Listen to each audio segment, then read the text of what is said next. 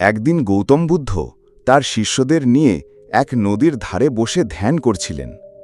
হঠাৎ এক শিষ্য প্রশ্ন করল, প্রভু, আপনি আমাদের এত নিয়ম শেখান, নিয়মে আবদ্ধ রাখেন, আবার বলেন মুক্তি পাও, তাহলে কি আমরা এই নিয়মকানুনের মধ্যেই বন্দী হয়ে যাচ্ছি না? বুদ্ধ চারপাশে তাকিয়ে একটি কাঠের নৌকার দিকে ইঙ্গিত করলেন, যেটি কেউ নদী পার হওয়ার পর তীরে ফেলে রেখে গেছে। তিনি শান্ত কণ্ঠে বললেন, ধরো, একজন মানুষ এই নদী পার হতে একটি নৌকার ব্যবহার করল, কিন্তু তারপর সে যদি ভাবে, এই নৌকা তো আমাকে পার করেছে, এখন আমি একে কাঁধে করে সারা জীবন বইব, তবে বলো, এটা কি বুদ্ধিমানের কাজ হবে? শিষ্যরা একসাথে বলল, না প্রভু, নৌকাটি তো কেবল পারাপারের উপায়ে, নদী পার হয়ে গেলে তাকে বয়ে বেড়ানো তো অবান্তর।